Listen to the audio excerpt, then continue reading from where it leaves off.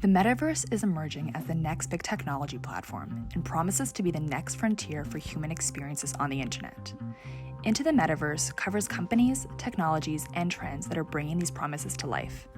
Join creator and host Jonathan Ross-Friedman, founder and CEO of Supersocial, as he interviews the brilliant minds that are building, shaping, and investing in the Metaverse.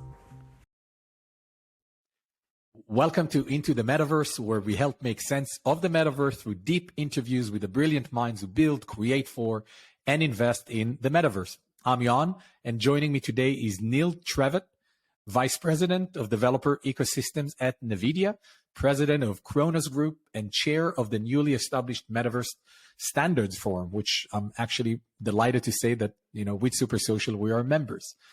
At Nvidia, Neil is responsible for enabling and encouraging advanced applications to use GPU acceleration. At the Khronos Group, Neil created and chaired the working group that defined the industry standard for 3D graphics on mobile devices.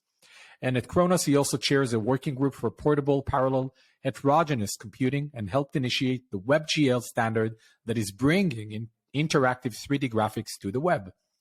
Neil is now working to help formulate standards for vision and neural network inferencing.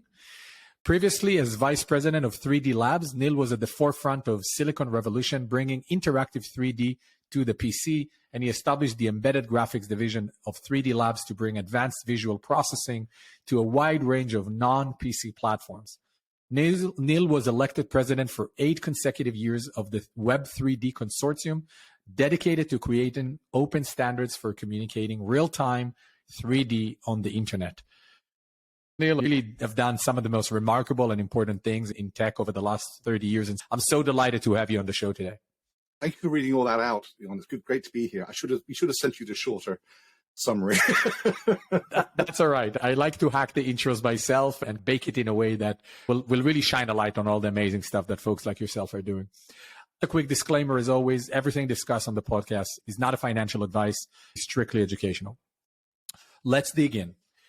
So Neil, as we continue to build an ever-evolving consensus around what the metaverse is, the first question I like to ask every guest on the show, for you, what is the metaverse?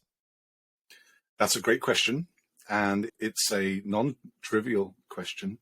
I think there are so many opportunities, moving pieces, and unknowns that it's hard for anyone to have a kind of a top-down strategic view of what the metaverse is going to be in 15 years' time. But I think most people do have some kind of core vision that the metaverse is going to be a combination of the connectivity of the web with the immersiveness of spatial computing. At its essence, that's what people are aiming for. And you can rephrase that. Maybe it's going to be an evolution of the 2D web that we have today into some form of 3D web. I think the excitement in the industry, even though we don't know quite where we're headed, the excitement in the industry is coming from the fact that we're actually in the process of bringing together multiple disruptive technologies in ways that are going to, I think, create new opportunities. And the web is one, and spatial computing has many different elements, but the fact that graphics technology is reaching to the point where you can do quite realistic, real-time 3D graphics on a broad range of platforms, XR and VR. Although that's not essential, it's going to be an element, certainly, in the most immersive experiences, and that's becoming better over time and will continue to improve. And there's the whole Web3. I think we're going to need to have some kind of decentralized trust and data storage. And we can talk about that more, I'm sure. But last but not least is AI, artificial intelligence. I think that's the magic pixie dust that we're sprinkling over all these pieces as they come together that really enables a whole bunch of different things that just a few years ago would have seemed like magic. The natural language processing, natural user interfaces, gesture processing, autonomous machines, and understanding semantically their environment and being able to react in realistic ways. As we bring all of that together, we're entering into this Darwinian process, and out of that, it is going to emerge, I think, a steady stream of commercial opportunities as we go down the path towards whatever the metaverse is going to end up being. And I think that's one of the things that are so exciting about a company like Nvidia, for example, that has been at the forefront of enabling a lot of the innovation in the gaming sector through the GPUs that Nvidia has built over the years, but also gradually over the years becoming a really profound artificial intelligence company. And now with the introduction of Omniverse, which we've covered in depth and at length here on the podcast with Rev Laveridian, your colleague, Yes. really creating an infrastructure that allows people to simulate and build virtual worlds for not just for consumer experiences, but also for enterprise usage and businesses want to build together. And one of the other things that we've been really anchoring down a lot on the podcast, and I think you can really provide also a perspective on that for the audience, is the fact that when we think about virtual worlds that are persistent and interoperable for whatever the use, we are also going to build them in a way that is going to be completely device agnostic. And sure, there may be particular use cases of how an augmented reality device makes sense and a use case for where you use virtual reality. But I think one of the things we've been trying to really highlight on the podcast is that on the back of Facebook changing their name to Meta and turning on the light on this concept called the metaverse, but also positioning it in a way where, unfortunately, a lot of people still think that the metaverse is associated primarily with virtual reality headsets. And that's something we wanted to demystify. But I am curious how you perceive the device relationship to what the metaverse could become. I totally agree that XR, as we call it, either augmented or virtual reality, is not going to be essential to accessing the metaverse. The metaverse is going to be a platform that supports such a wide diversity, we hope, support such a wide diversity of spaces or experiences or worlds you want to call them. It won't always be immersive worlds. I mean, digital twins, for example, if you're using the metaverse to get instrumentation and connectivity between the real world and the virtual world, and creating a digital twin that you can monitor and even simulate, you may not want to go into a 3D virtual space to really understand and use that instrumentation to the best effect. Just like most people actually playing like proto metaverses, which some people would say Roblox and Fortnite are some of the proto metaverse experiences that are out there today. People don't use VR for accessing those either. But yes, totally agree with your point. XR is not essential to the metaverse, but certainly some of the worlds and experiences on the metaverse are going to be designed to be best enjoyed through an immersive experience, and VR is going to be obviously important for those. And it's very interesting, as you meant Meta, and we're about to go through another hype cycle. We are in the middle of it right now. We can debate where on that cycle we are. But virtual reality has also been through a hype cycle. That one started a couple of years ago. And, and that kind of happened with Facebook when they acquired Oculus. That was the catalyst for that whole cycle. And first it was like, oh my God, this is going to be the biggest thing. And then it's going to be trillions of dollars. And then, oh my God, it isn't working. It's abject failure. But there was the acquisition of Oculus kind of turned on the light for VCs in Sand Hill Road in Silicon Valley. And that was a few years of heavy investment in VR. And then there was the disillusionment phase where, oh, okay, well, it's not actually going to work. And now we're back. But I think we're back in my mind with a different perspective where, sure, VR is interesting. Probably XR is even more interesting. But at least in my mind, and that's just my interpretation, I'm curious if you share that opinion. I think of VR as a category of devices more like game consoles in gaming. It's more fit for purpose for a certain purpose. It will be big, but it's likely not going to have 6, 7, 8 billion people around the world using every day, all the time. Yeah, and that's interesting. I mean, for virtual reality, I agree, because people don't want to be disconnected from reality, and in particular, they don't want to be disconnected from their immediate surroundings for long periods of time.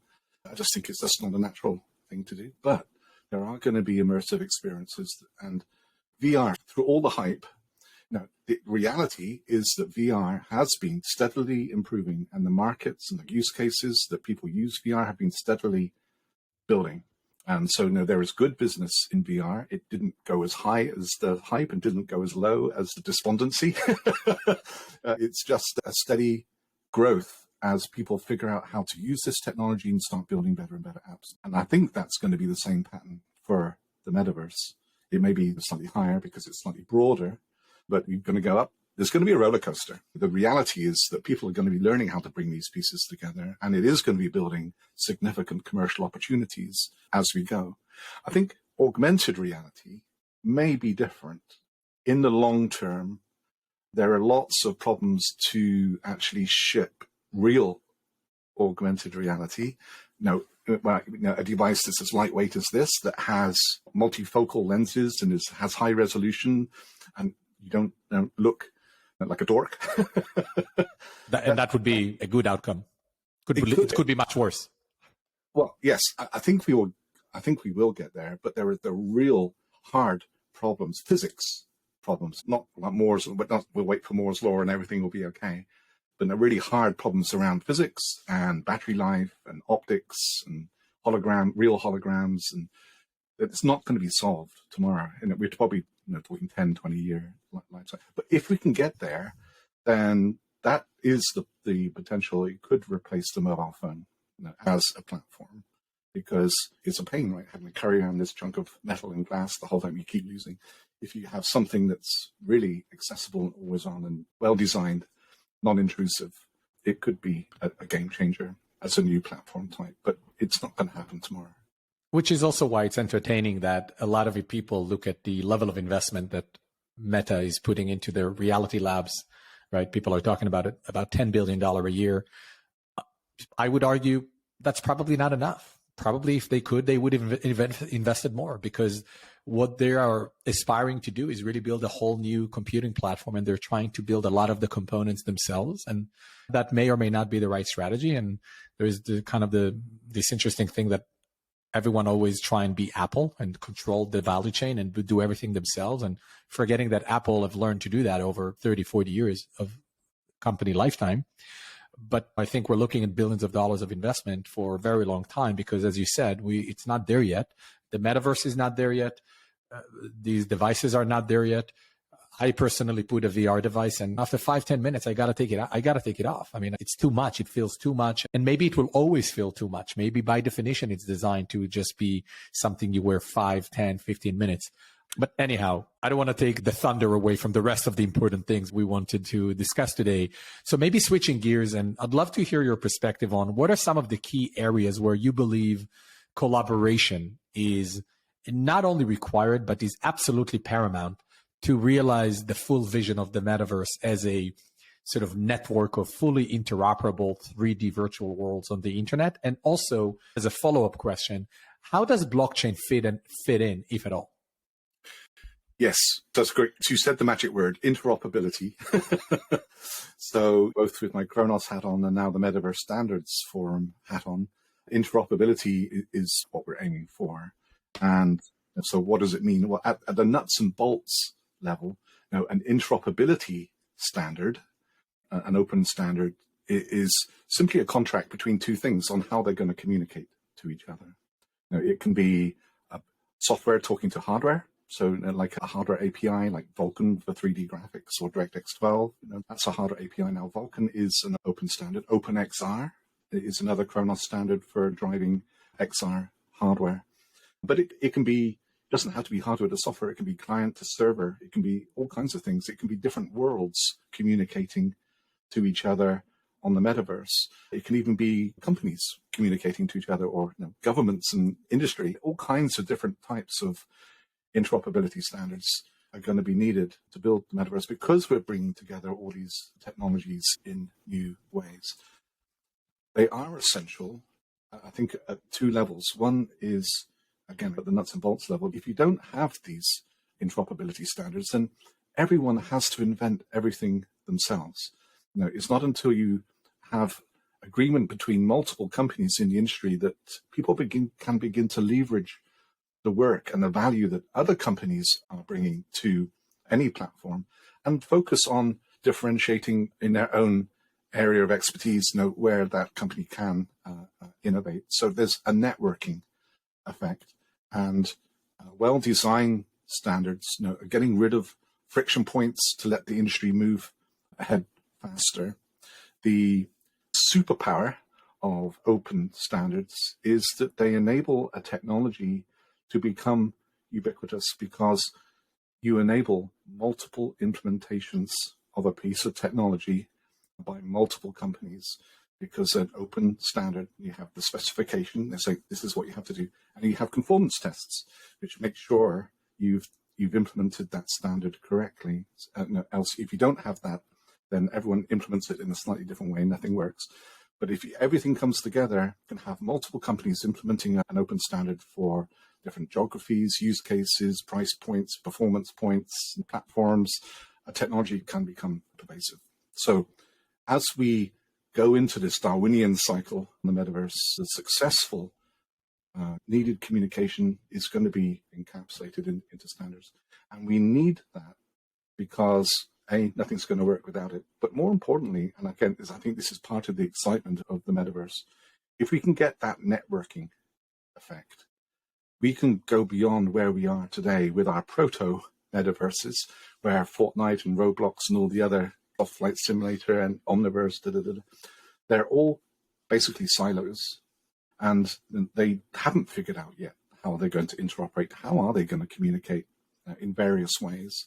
So we're going to be, without interoperability, we're going to be stuck in our silos. With interoperability, I think many people have the vision that we'll be able to build a larger economy, a larger platform where people will be able to build content in one place and take it to many places around the metaverse. That just builds momentum and commercial opportunity, everyone. So interoperability, it isn't like nice icing on the cake. It's a fundamental prerequisite to building the metaverse to its full potential. So here's a question that I think is really important, and we just talked about, right? And Apple are working on their own computing platform around XR, right? And everyone is waiting for the release of whatever it is that the product they're going to launch. But let's put that aside. Apple is playing an instrumental role in this sort of consumer technology landscape because they own the device ecosystem and the App Store. And when we think about that role, and also the role Google plays with Android, right? When we think about those companies, in particular Apple, where do they fit in the conversation on interoperability, shared standards, shared protocols? Because a lot of those platforms that we've described, if it's Omniverse or if it's Roblox or Fortnite or Minecraft and others, majority of people will likely, in the near future, will access those environment through mobile devices, personal computers, to a large extent. Yep. So where do they fit into the conversation? Yeah, it's a great question. And I think at every stage of technology evolution, there is a spectrum of different business models. And none of them are right or wrong. And I think it's immutable law of physics that you're always going to get a spectrum of different business models. It's part of the whole Darwinian nature of the universe. You're going to get companies that, as far as possible, want to be a closed platform, and because they can get the community to focus only on their platform, and that's their business model. And I think Apple is more towards that end of the spectrum. It's not, again, not a criticism. Apple is the most successful company in the world today, so it's working.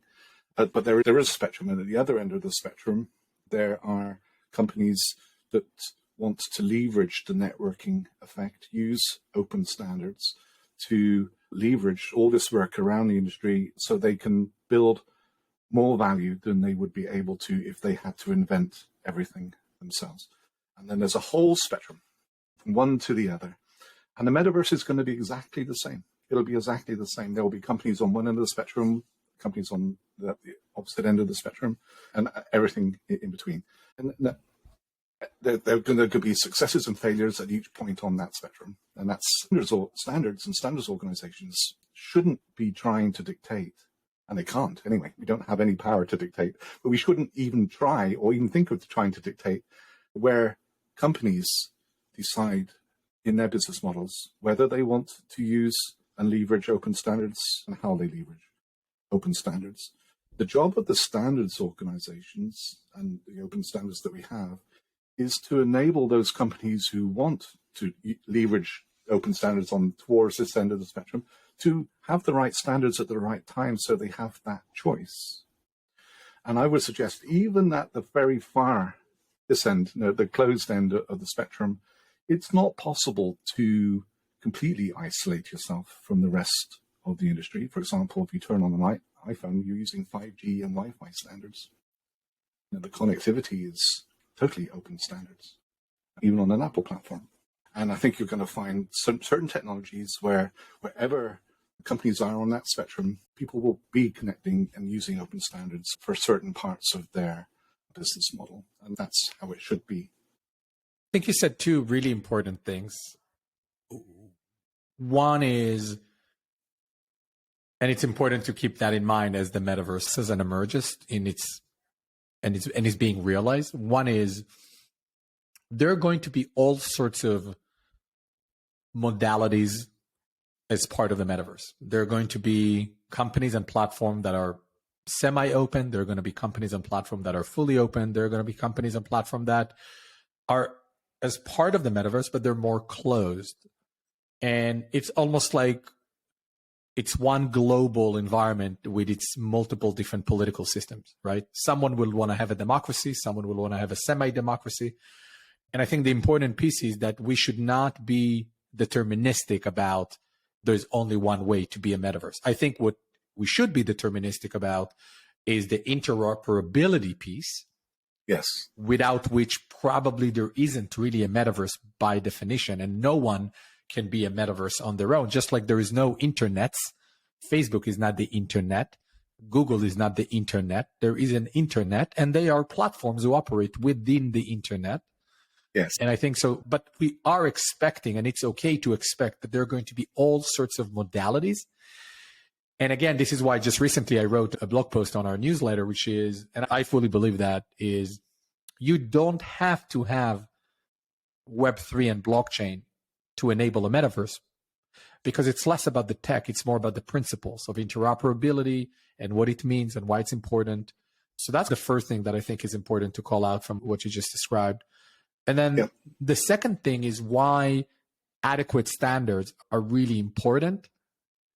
And that leads me to a question, which there has been a lot of curiosity and fanfare around the launch and the announcement of the Metaverse Standards Forum. And so I'd love to give you the stage to shine a bit more light on really what is the vision for the Standards Forum? Why does it matter that the Standards Forum exists and came to life? And ultimately, how do you envision the Standards Forum pushing forward what a metaverse could and should be? Yeah, it's a great question. And there are a lot of folks out there who do believe in the power of standards, because as you eloquently said, the metaverse isn't really the metaverse unless we are all communicating. It's fundamental. The genesis of the forum was the realization that we are bringing together so many technologies in novel ways. We're going to need a whole bunch of interoperability. Way more interoperability than any one standards organization can create. Because if anyone who's familiar with the standards community know that there are dozens or hundreds of standards organizations out there. And each standards organization typically has quite a narrow area of expertise where they've gathered a good quorum and enough expertise that they can really move the needle in their particular domain. Khronos is the APIs between hardware and software. There's the World Wide Web Consortium, there's the Web Stack, there's Open Geospatial Consortium, which is doing all the geospatial stuff. And you can go down the list. It's a long list. And a lot of those standards organizations are doing and creating standards that are going to be relevant to the metaverse. So when the metaverse came onto everyone's radar last year, we began to get people coming to the Khronos Group saying, knocking on the door, we never had spoken before, and saying, no, you do metaverse standards, and we're trying to understand the metaverse, can you help? And we go, we don't do metaverse standards. Oh, wait, yes, we do 3D and XR, sure. That's metaverse, absolutely. But we discovered that these, the companies that were making good faith efforts to try to understand the standards landscape around the metaverse were faced with this kind of huge task of going around dozens or hundreds of standards organizations, trying to understand what each one is doing, piecing the jigsaw together. Where are the gaps? Where are people talking? Where are they not talking? Which standards should they use or not? And in the end, the standards community decided it should probably do better because there is this increased demand for interoperability. It would be a missed opportunity by the standards community if we didn't react. So we created the Standards Forum. It's a very simple idea. It's kind of neat as far as we know. If anyone knows a prior example, I would love to hear it. I want to learn from them. But as far as we know, it's the first time that we've created just a forum for all of the standards organizations to come to one place and to communicate with the wider industry. So that the point of the forum is very simple. By communicating between the multiple standards organizations and getting the industry to tell us what they need in this kind of slightly more organized way than if it was just all random, we hope to encourage and enable the standards organizations to produce better standards for the metaverse that fit the requirements more closely because the industry has told us what they want, and to do it faster because we're getting better data and support and encouragement as we create the standards that we have been working on in some cases for many years already. But I think we are also going to find gaps, and certainly gaps in many of the standards we want to use. We're going to find how they're going to be enhanced for the metaverse. And we may find gaps where there's a gap in the ecosystem where there is no standard or standards organization. And hopefully the forum will help us identify those more quickly and solve that problem if it arises faster than we would have otherwise. So the forum is just a super simple idea, and it's free and open to everyone because participation is really the essence of it.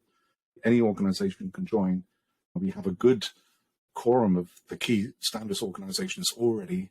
And we launched back in June with 37 companies. And I thought we were going to get a couple dozen more and we could start doing some interesting stuff. We're now over 2,000 organizations have joined, which kind of shows the level of interest, both in the metaverse and the idea that we need to use interoperability standards to get to where the metaverse should be. So yeah, it's been an interesting few months. Safe to say the Metaverse Standards Forum have hit a product market fit. I would say. Well, yes, more my luck than judgment, probably. Well, luck is always part of the mix. But one thing that is notable from the memberships is the absence of companies like Apple and Roblox, for example. How does that impact, if at all, the way you believe effective shared standards can happen in the coming years? Yeah, I mean, it would be awesome to have the leading companies like Apple and Roblox, but it comes back to it doesn't fit some business models, which is fine. I don't think it makes sense for the portion of the industry that wants to use open standards and wants to see these open standards created on this end of the spectrum. It doesn't make sense to have to say we need every company to agree and join a single organization before we can start doing useful work. It's clear that there's useful work to be done, and it's clear that we have a good quorum of the industry, so we can be pretty sure that the information and the use cases and requirements we're going to get are pretty broad-based. So right. I think we can absolutely do useful work, and hopefully, as always, standards can't be mandated. It goes back to what we were saying before.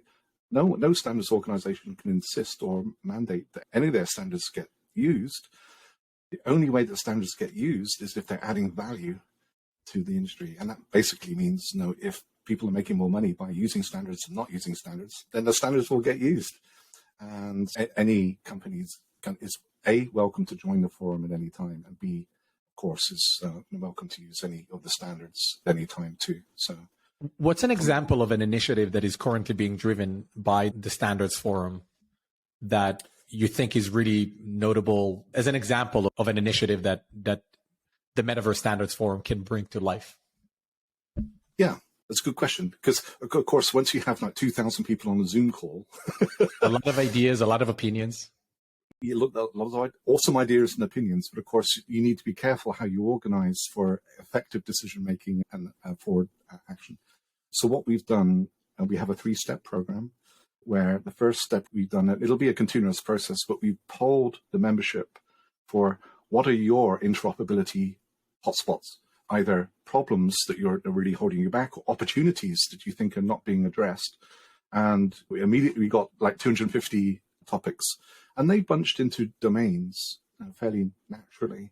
And now we're setting up working groups inside the forum, domain working groups, to have very pragmatic short-term projects to progress interoperability in each of those domains.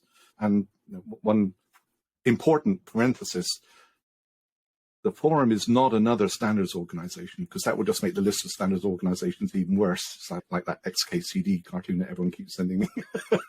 It's a coordination thing. So once we get requirements and things that standards need to do, that work gets passed out to the existing standards organizations. So we're not competing with ourselves, and we're not duplicating work.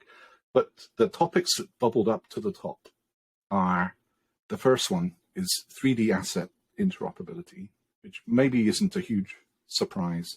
This basic idea that it would be cool if you buy a branded bag in one environment, you're allowed to use it, or cool jacket in one place, your avatar is allowed to use it in another world on the metaverse, or in fact your avatar itself, which is your most personal asset.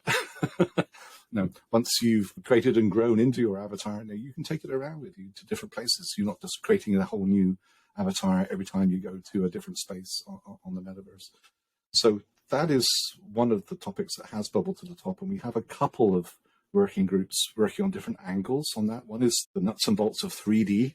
Now, how do you do that? How do you define geometry and animations and materials and behaviors so everyone can understand what an asset is and can process it in their own environments? And the other one is it's around how assets are managed from an IP and permissions and ownership point of view. Because although you may be able to take objects from one space to another, just like in the real world, it may not be appropriate to take every single object to every single space. There are IP issues, there's age appropriateness, all kinds of reasons why probably we're going to need to have custom posts as we go between the different worlds in the metaverse. And the interoperability standards are going to need to enable that kind of careful, thoughtful custom processing as you go between the different worlds. So we covered so much about the metaverse, but I want to switch gears and talk a bit about your own personal journey, right? What were some of the defining moments in your career which you believe contributed not only to your excitement and commitment about helping to shape what the metaverse become, but also really positions you uniquely to help shape what the metaverse become? It's almost a question that asks you to be unapologetically celebratory of the journey you've been through and what you bring to the table. Yes, I'm English, so this is a very embarrassing question for me. But in the spirit of sharing my experience, so I've always, from college, 3D has always been my thing, and I've been fortunate in being able to be in 3D for my whole career. And it feels like a bit of the Forrest Gump movie. For whatever reason, I've been lucky enough to be involved in lots of the key milestones in 3D, part of a startup in the UK, 3D Labs, and we were one of the first companies to bring 3D to the PC. And then I actually initiated OpenGLES, which was the Khronos standard that brought 3D to the mobile phone. And then Khronos was very instrumental in working with the web community to create WebGL, which brought 3D to the web. So being there, helping 3D broaden its reach out into all these different platforms.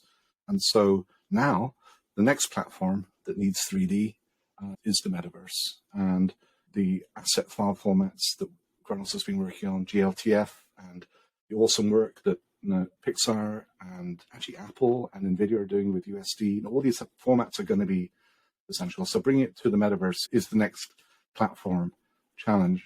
From my own personal journey point of view, as well as being in those Forrest Gump serendipitous moments. Serendipitous, yeah. The biggest journey, other than getting hooked to 3D early on, being there when Silicon Graphics launched OpenGL, and being there and watching the catalytic effect that an open standard could have. Because if you remember, but it's 30 years ago, so maybe people don't know.